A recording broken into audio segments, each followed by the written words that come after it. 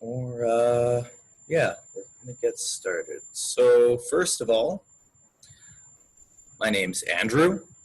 I'm gonna be one of your instructors for this very interesting intake we're gonna have.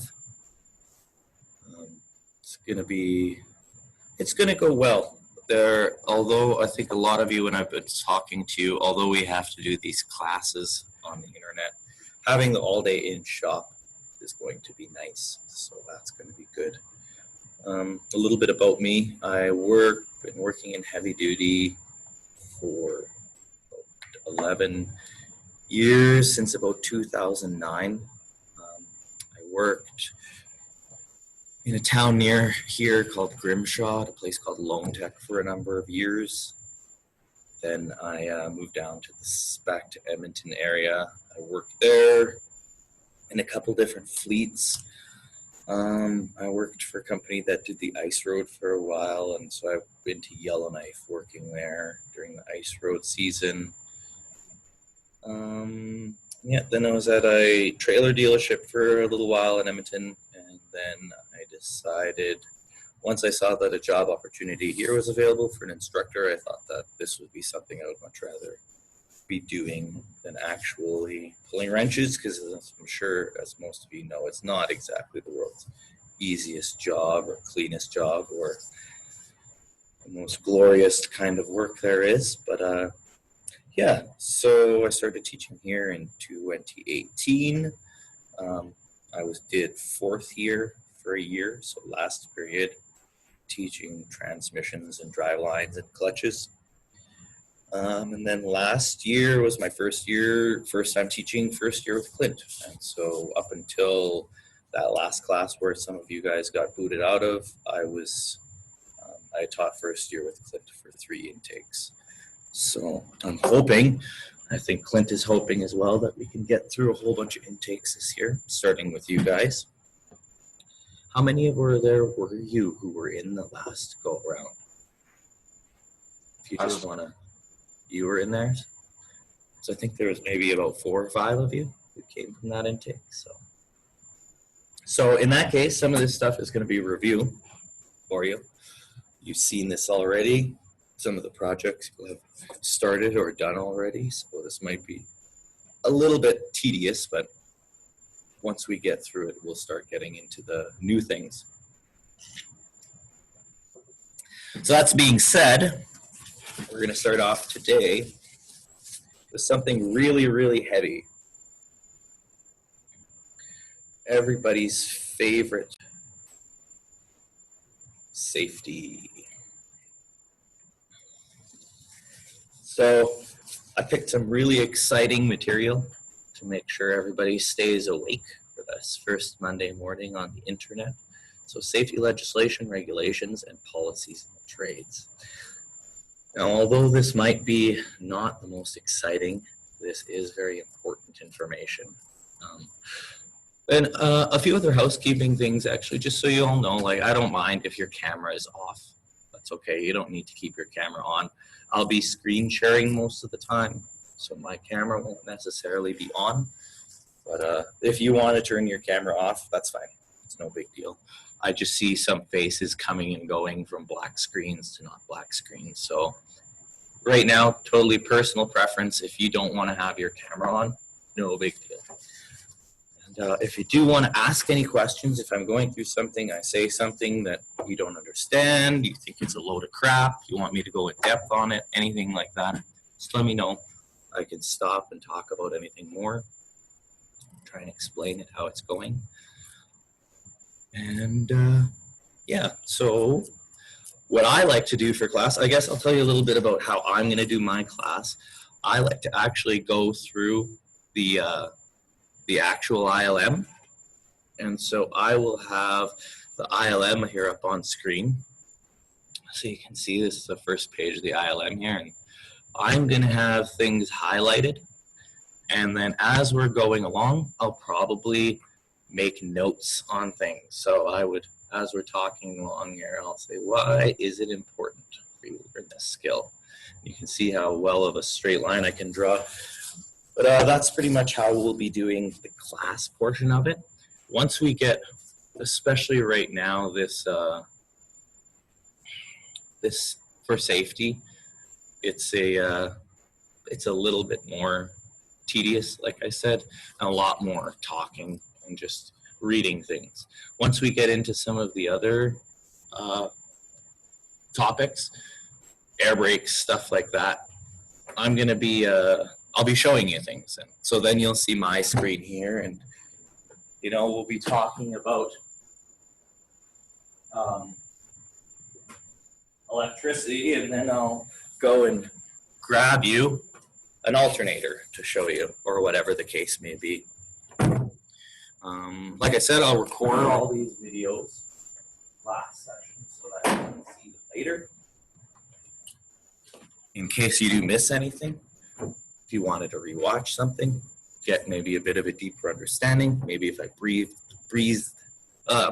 breezed over something really quickly and you didn't quite catch it, you can watch it later on at your convenience as well. So that being said,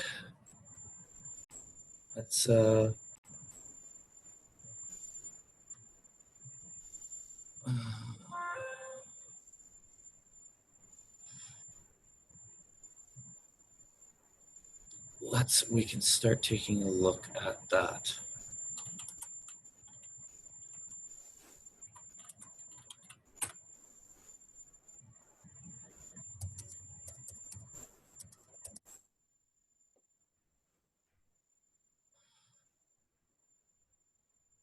So first of all, can everybody see my screen? Can you all see that screen that I'm sharing right now? Yes, sir. Yes? All right. Perfect. Yep. And it should look just like the books that you guys have, probably, I'd imagine, eh? Yeah. Right. Perfect. So like I said, I'm just going to start talking. If you guys at any point, if there's anything you want to throw in there or anything like that, let me know. And we can go into depth or anything else like that. Oh boy. First day, hey, growing pains. Thanks to all of you for being very patient with all of this. I know it's not what we all would have hoped for to be doing. I'm sure, just like Clint and myself, we would have rather had us being in person, but this is going to be what it is for right now. So this is what we get. This is what we get. All right. So why is it important for us to learn this skill? Well, because we need to be aware of the different provincial regulations and workplace support systems that all work together to keep you safe. That is the ultimate goal of all of these. At this point, I would have asked, how many of you have had to deal with the WCB, Workers' Compensation Board? I'm sure there's probably some nightmare stories out there, because there usually is. I found that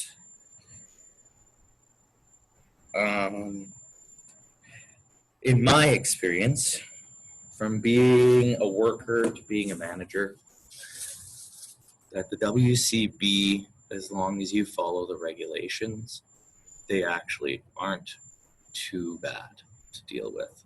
I've heard the nightmare stories just like everybody else has, but as far as I've seen, it's not that bad. And a lot of the reason we want to teach this proper information is because then it'll make it substantially easier for you when you are dealing with them. If you understand what their actually goals are and what some of the goals of these other regulating boards are. So what are we going to talk about in this huge 60-page book? We're going to demonstrate the ability to apply the OH&S Safety Act, regulation, and code, explain the roles of the employer and the employee in regards to the codes, Bill C-45, WMIS, fire regulations, WCB regulations, and all the other related advisory board bodies and agencies. We need to know best practices for hazard assessment and control procedures, describe the responsibilities of workers and employers to apply emergency procedures, Describe positive tradesperson attitude with respect to housekeeping, personal protective equipment, and emergency procedures. And this is a very important one. Attitude is huge. For Clinton and myself, that's one of our biggest, it's one of the biggest factors that we're trying to work with you guys with, is your attitude and how you're presenting yourself. Describe the roles and responsibilities of employers and employees with respect to the use and selection of PPE, and then how to select, use, and maintain proper PPE. So this is a very big book. There is lots of stuff to talk about, but it's all very important that we get this into you before the first intake. So it's essential for all parties, that's you and your worker or your employers, to know their own responsibilities and the responsibilities of the others. So you need to know what you have to do, and you have to know what your employer is supposed to do, so that you're making sure you're doing what you need to maintain proper safety, but also so that you can hold your employer to account. Now, also your employer can hold you accountable for what you're required to do as well. So it's a two-way street. So we're going to talk about the Alberta Occupational Health and Safety Act, the regulation and the code, Bill C-45, WHMIS fire regulations, the WCB, and some of the other agencies that we've had that are out there to help with safety. So for most of us, has anybody had to look at the OH&S regulation and code?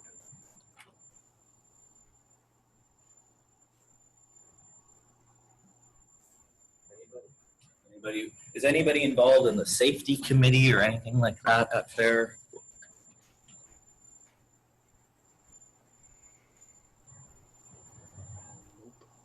Nope. That's okay. So if you are, this is the Occupational Health and Safety Code. So this is the handbook. Inside of this, it contains the act, the regulations, and the code. So this is where you would come to look for any of the information in regards to any work being done in the province of Alberta. And they have sections in here on everything. Every imaginable different kind of job or thing you could possibly be doing for work, or almost all of them are in here. Some of the there's some very specific sections in here as well that deal, it's very specific in some instances. For instance, this section here, Alberta regulation and the number, and then this is dealing with farming and ranching exemptions regulation. So there's all different kinds of sections in this book. If you've never had to look it up in here, good for you. If you do ever need to look anything up, this is where you can get it. And your job site has to have one of these books somewhere. So typically where it will be is with your health and safety officer. They'll have access to this book, but you will be able to have access to it so you can look up if at any time you wanted to do something like that. The other place you can find it is on the internet. All of those are on the internet as well now.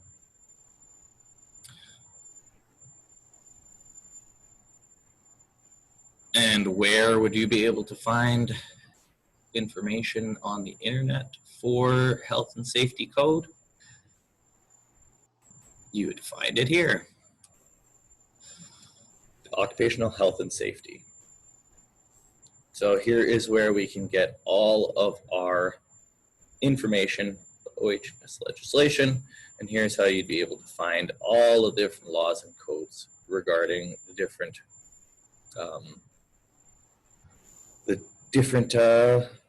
regulations there are.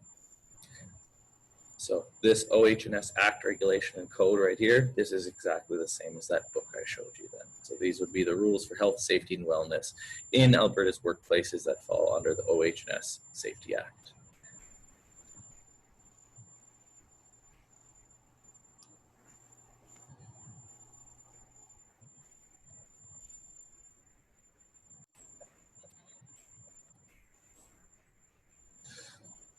So the Act, the regulation, and code together, they establish a framework of rules for employers, workers, suppliers, and government agencies that enforce the safety standards set out by the Act. Regulation provides further clarification to sections of the Act. The purpose of the regulation is to help all groups and individuals understand their obligations and responsibilities. So this is what you would read in order to, so that you knew what exactly you had to do. And then there is also an OH&S code explanation guide. So in the code provides a comprehensive, detailed information for employers, workers, suppliers, and government agencies. It's going to be in what's commonly called lawyer speak. Well, that's not what it's called, but it's going to be in a very poignant legal type language. And so in order to understand that and have proper interpretations of the code, you have the code explanation guide. And I guess it doesn't provide interpretations of the requirement. They're provided by the courts. Explanation guide only provides information to help clarify the intent.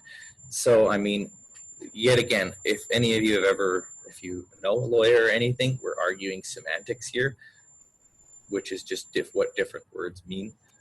The code explanation guide doesn't give you the interpretations, but it's trying to explain it so it's easy to understand.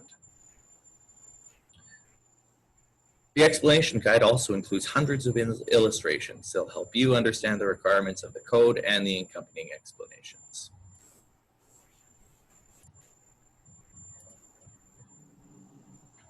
So, the core requirements applicable to all industries. So like I said, there are some specific industries, though. There's 3 different parts in there. The core requirements applicable to all industries, the requirements applicable to all industries, and then these are the specific industries and activities. So there's going to be farming, mining, fuel hauling, transportation, things like that, hazardous material handling. Those are going to be in those 12 parts. The core requirements, which we definitely will have at our workplaces, are 3 different ways that we can try and minimize safety accidents. So the first thing you and your employer must work together to control hazards is we must first use engineering controls. So when we talk about an engineering control, I'll try and ask if anybody, does anyone have any idea what that might mean? Would lockouts, like tag lockouts, be engineered? Well, not quite. I see why you would think that, because it's something that someone's built, but essentially more like, think of it like this. You have a forklift, okay, and your forklift, it can drive 100 kilometers an hour. I don't know why your forklift would do that, but let's say it can. But the speed limit in the yard is only 30 kilometers an hour. So your forklift is governed out at 100 kilometers an hour, but the speed limit is 30. So you're not supposed to go above 30 when you're in the yard. So that control is an administrative control. So it's a rule. So the speed limit would be set in place, that's a rule. But then that governing out at 100 kilometers an hour, that would be the engineering control. So if my company then said, well, hey, you know what? Everyone's breaking this 30 kilometer an hour speed limit with our forklifts that go 100 kilometers an hour. So we're going to change the governor so that you can only go 30 kilometers an hour. That would be an engineering control then. Or another option would be if you're worried about falls. So now we're going to put in a railing or a hand guard to something to grab onto. That would be another engineering control as well. So something that's built into the design of the structure or built onto it so that it physically is safer. Or like what it says on here, mechanical ventilation, soundproof enclosures, or ergonomically designed buildings. Or let's say you have a wood chipper and it's just a new guard so that you can't physically go into the chipper. That would be an engineering control. So then in an administrative control, like I said, they're less effective at reducing hazards. Why do you think it is they're less effective at reducing hazards than engineering controls? Is there rules that we would have to follow? I think both of you said almost the same thing, but you're right. It's a rule. It can be broken, right? If I have my forklifts are all governed at 100, but I'm saying the speed limit's 30, well, everyone could still has that option to go faster than 30. So that administrative control is only effective as long as the people are actually following it. So safe work practices, which could be a speed limit, could be proper lifting techniques. It could be like this as well, scheduling work to limit exposure to hazardous conditions or substances, and then safety policies and rules. So any of those things that are put in place, like and in this instance, the lockout tagout, I would say would be an administrative control. It's a rule that you put in place. If someone doesn't do it, then there is no lockout tagout, and so you haven't gained anything. Then the last line of defense for us lowly workers is using personal protective equipment. So if you can't engineer the control away, if you can't make a rule to stop people from hurting themselves, then you just have to put something on them so that they can't. And examples of that would be, you can't make your 3/4 impact any quieter, so you wear earplugs when you're using it. And that would be implemented by the use of an administrative control. So your company would say every time that you use an air tool, you have to wear hearing protection because it's too loud. And that's very commonplace nowadays. Lots of companies are doing things like that. So there could be an administrative control in order to put in place some particular use of PPE.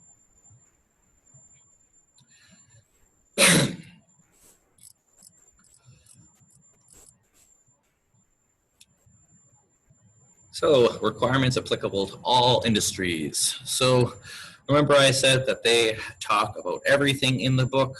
They even have a section in there about toilets and washing facilities. There has to be a certain number of toilets in workplaces as well. They have to give you access to that. But they do talk about everything. So those first three parts, the core parts, an engineering control, an administrative control, PPE. Now the other things that are all commonplace or could be commonplace to all workplaces. So for us, you most likely have dealt with cranes, hoists, and lifting devices, emergency preparedness and response, entranceways, walkways, ladders, fall protection, fire and explosive, first aid, general safety, joint worksite health and safety committee. So this is something that's new over the last few years. Any company that has over a certain number of people, and I believe it's 24, has to have a joint worksite health and safety committee. So then this is where you'll have all the regulations on what that health and safety committee is supposed to accomplish. Lifting and handling loads, that's probably something that a lot of you have dealt with. Managing the control of hazardous energy, possibly some of you have dealt with some of this. Noise exposure, definitely. Overhead power lines, quite possibly it's something that we would have dealt with in heavy equipment. Personal protective equipment, powered mobile equipment, radiation exposure. So you can see where some of these would implement or pertain to our trade, some of them wouldn't. And some of these, like for some of you, you might be putting scaffolding up all the time. Some of you might never ever touch it in your life. And so that's just going to depend on where you work. And then we have the parts that are specific to certain industries. Demolition, diving, excavating, explosive, forestry, healthcare, and mining. Oil and gas wells is something that some of you we may have to look into depending on where you work. Yeah. And then we have the following schedules. So these schedules, they're in addition to the guide, the explanation guide. It's a further little bit of explanation on these topics. Yet again, some of these you might use for first aid. Some of these you're probably not going to worry about unless you're digging holes, shoring component dimensions. So it depends on where you're going to be working. So this is very important. This was something that was put in place a little while ago, and you all need to know. Bill C-45 says, everyone who undertakes or has the authority to direct how another person does work or performs a task is under a legal duty to take responsible steps to prevent bodily harm to that person or any other person arising from that work or task. So this is very important.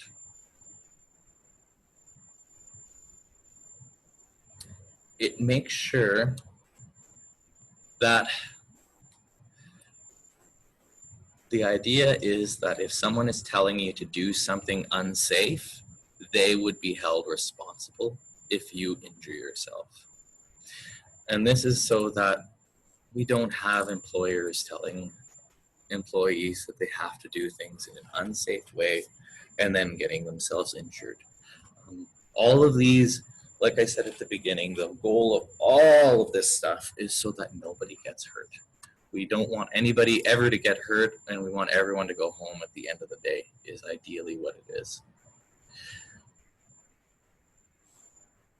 So, how does your employer avoid this liability then? Because like we were saying now, if somebody tells you to do work and they knew it was unsafe, they actually could get a prison sentence and a fine if they knew what they were telling you to do wasn't allowed. So they have to know the legal obligations under the provincial and federal OH&S laws and standards, know what hazards exist in the workplace, effectively reduce and eliminate them, and ensure employees are fully trained, informed of any risks or hazard, and made aware of the company's health and safety management program.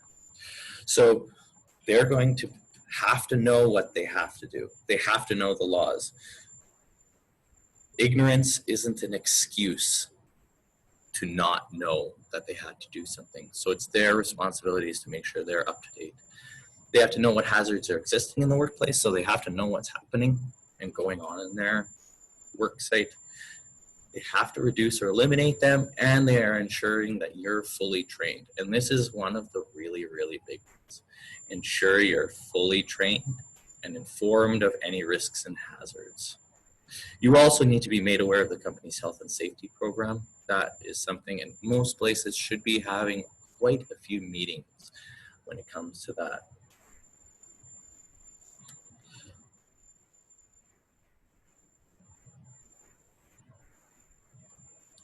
So,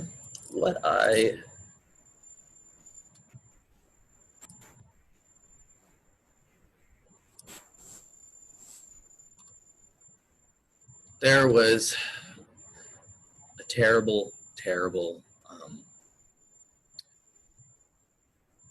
slide I have,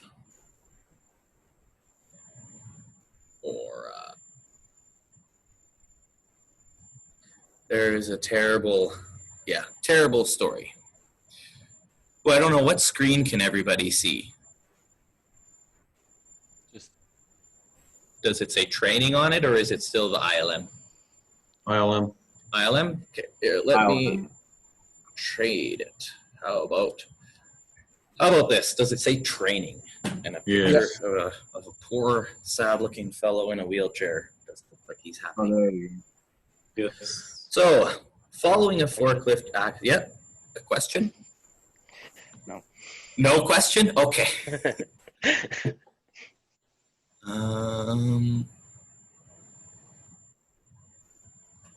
All right. So if you want to read through that while I'm looking at this email, this created a problem for many students who couldn't join. Oh, oops. I was the reason you guys couldn't join this morning.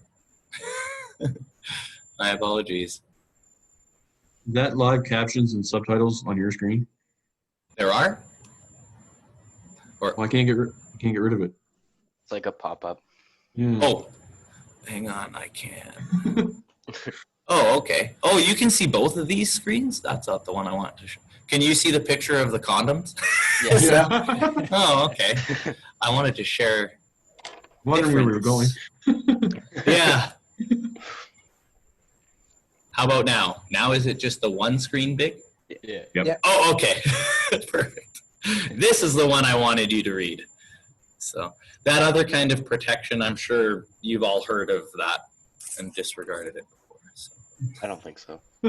I got a kid on the way in I've got February. 2 kids. Oh, there. See, yeah, it's maybe I do need to teach you about it then. Anyhow, so he was 18, lost a kidney, and now he can only walk for 20 minutes. He was 3 months into the job at a recycling plant. He was told to perform some safety improvements on equipment. He was painting a weigh scale and used a forklift to lift the scale so he could paint the bottom. He'd been assigned to run the forklift without any training. So who's been put in that position? Hey, go bring this into the shop. Hey, go grab this off of that trailer. Hey, can you just go get this? I know I certainly have been. Your reasons? No. Yeah, I mean, yet again, if you've been operating equipment your whole life, it's a different story. If you know that you do know what you're doing more or less, right? Like if you've operated a lot of equipment, if you've driven tractor before, if you've run that kind of stuff before, not the end of the world, I would say.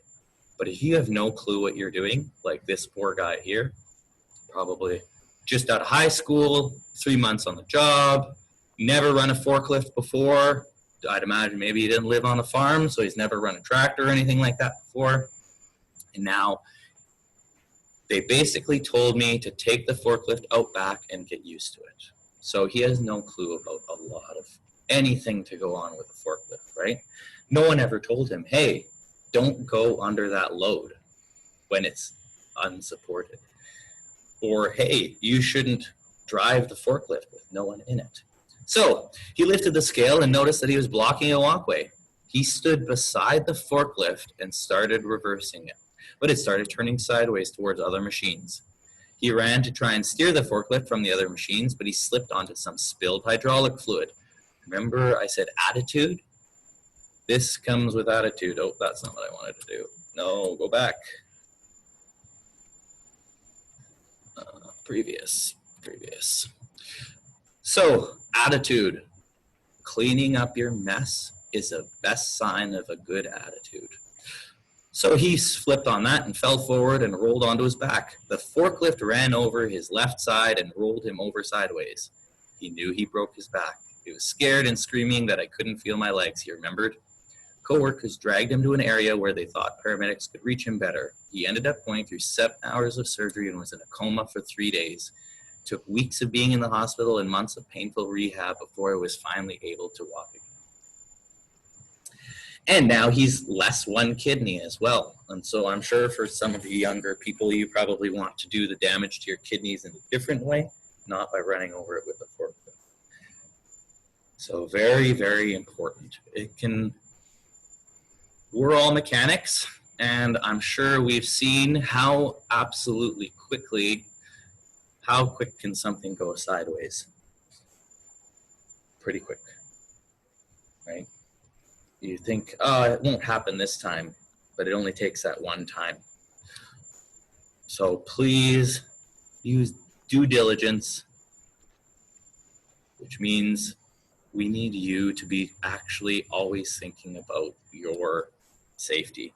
Are we back on the ILM? Is that the screen that's being shared again now? Yeah. Okay, good. So due diligence applied throughout this module, meaning both you and your employer need to keep in mind of trying to send everyone home. Now I'll offer you probably one of my very few pieces of employment advice based on where you work. If your employer doesn't care if you go home alive at the end of the night, I would look for a new job. So no matter what anyone says, any of this other stuff in the whole world is all replaceable, but you aren't. So. Okay. what I'd like to do now, it's 10 o'clock. We've been struggling through this for a couple hours now. Everyone's been sitting here. I want everyone to get up and take a bit of a break. Go grab a drink, walk around, get some fresh air, go to the bathroom, anything like that. Just take a quick break. I'll come back at about 10:15, and we'll get started again at about 10:20. Do we just stay in the chat and then just come back? It's probably easiest if you stay logged in. I did find out why it was hard for some of you to log in to my recording or my Zoom meeting, and I changed that now. So everyone should be able to, get back in if you do leave. But if not, I'm just going to leave the room open. It'll be here. It'll just be on looking at the screen or something. Okay? We will see you in about 15, 20 minutes then.